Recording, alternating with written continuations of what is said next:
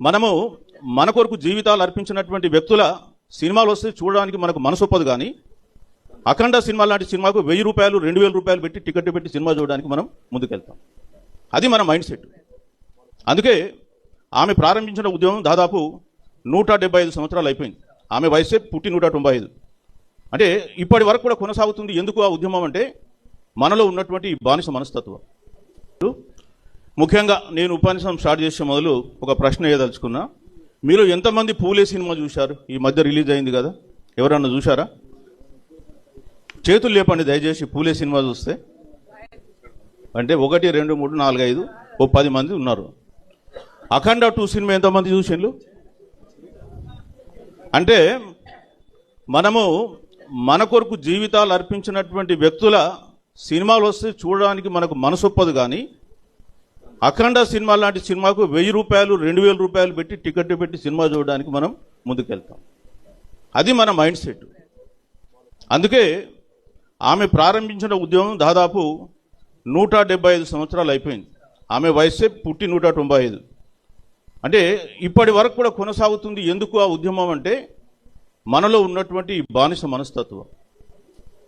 ఇవాళ సావిత్రిబాయి పూలే గురించి ఒక 2 నిమిషాలు నేను మాట్లాడిన తర్వాత కొంత 5 నిమిషాలు ఎక్కువైనా భరించాలని చెప్పి కోరుతూ ఉన్నా.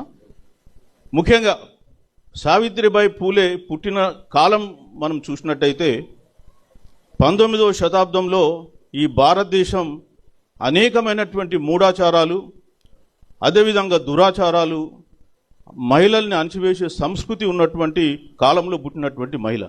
ఆ కాలంలో బాల్య వివాహాలు చాలా ఎక్కువ. ఆమెకు కూడా 8వ సంవత్సరం పెళ్ళయింది భర్తతో. 8 సంవత్సరాలకు పెళ్ళైనప్పుడు ఆమె ఇంకా చదువుకుని నేర్చుకోలేదు. కానీ పెళ్ళైన తర్వాత భర్త ప్రోత్సాహంతో చదువు నేర్చుకొని నాలాగా ఎవరు కూడా నిరక్షరాస్యులుగా ఉండొద్దు అని చెప్పి ఆమె 1848లో తన మిత్రురాలైనటువంటి ఫాతిమా షేక్తో పూణేలో బాలికల పాఠశాల ఏర్పాటు చేయడం జరిగింది. అంటే తాను ఎన్ని కష్టాలు పడ్డదో ఆ పాఠశాల పెట్టడానికి చాలామందికి తెలియదు. హిందువులు ఎవరు కూడా, సవర్ణ హిందువులు ఎవరు కూడా ఇల్లు ఇవ్వకపోతే ముస్లింల ఇల్లు తీసుకొని ఆమె పాఠశాల పెట్టింది పూణేలో మొట్టమొదట. రెండవది, ఆమె పాఠశాల పెట్టి చదువు బోధించడానికి వెళ్తుంటే సవర్ణ హిందువులు ఆమె మీద బురద నీళ్లు చల్లడం, రకరకాల మాటలతో హింసించడం, రాళ్లతో దాడి చేయడం జరిగింది. అయినా ఆమె ఏ ఒక్క రోజు కూడా వెనక్కి తగ్గకుండా ఒక సంఖకొక సంచి వేసుకుని ఆ సంచిలో ఒక డ్రెస్ వేసుకుని వెళ్ళి అమ్మాయిలకు చదువు బోధించేది. మరి ఇవాళ మీరందరూ ఇక్కడ కూర్చొని ఇంత స్వేచ్ఛగా చదువుకుంటున్నారంటే అట్లాంటి వాళ్ళు ఆ రోజు పడ్డ కష్టాలే కారణం. నేనేమంటానంటే మీ అమ్మాయిలందరూ కూడా, ఈ దేశంలో ఉన్న అమ్మాయిలందరూ కూడా వాళ్ళ ఇళ్లలో ఎవరిదన్నా ఫోటో పెట్టుకోవాలనుకుంటే అది కేవలం సావిత్రిబాయి ఫోటో మాత్రమే తప్ప ఇంకో ఫోటో కాదు. ఇవాళ మనం చదువుకుంటున్నారు మీరందరూ అంటే ఆమె చేసినటువంటి కృషి. ఇవాళ ఈ దేశానికి మనం మొట్టమొదటి మహిళా ఉపాధ్యాయుని అని చెప్తూ ఉన్నాం. అది 100% వాస్తవం. కానీ భారతదేశం గుర్తించలే. ఎందుకంటే బీసీలకు సంబంధించిన అంశాలపైన భారతదేశంలో ఎప్పుడు కూడా పెద్దగా గుర్తింపు ఉండదు. ఇవాళ రాధాకృష్ణ బర్త్డేని తీసుకొచ్చి మనం జాతీయ ఉపాధ్యాయ దినోత్సవం జరుపుతున్నాం. రాధాకృష్ణ గారు నిజంగా కూడా విద్యారంగానికి చేసిన సేవ ఏంటి? అనేకమైన అవమానాలు భరిస్తూ ప్రాణాన్ని లెక్క చేయకుండా పాఠశాలలు స్థాపించినటువంటి సావిత్రిబాయి, జ్యోతిబా పూలే వాళ్ళ బర్త్డేలు ఇవాళ ఈ దేశంలో టీచర్స్ డేగా జరపాలన్నా, ఉపాధ్యాయ దినోత్సవాలుగా, లేదా నిజానికి కూడా ఈ భారతదేశంలో ఉన్న వర్ణ వ్యవస్థను, అదేవిధంగా స్త్రీలకు ఇంటికే పరిమితం కావాలి అనేటువంటి చెప్పినటువంటి రాధాకృష్ణ జన్మదినం మనం టీచర్స్ డేగా జరుపుకోవాలని అనేది మనం ఆలోచించుకోవాల్సిన అవసరం ఉంది.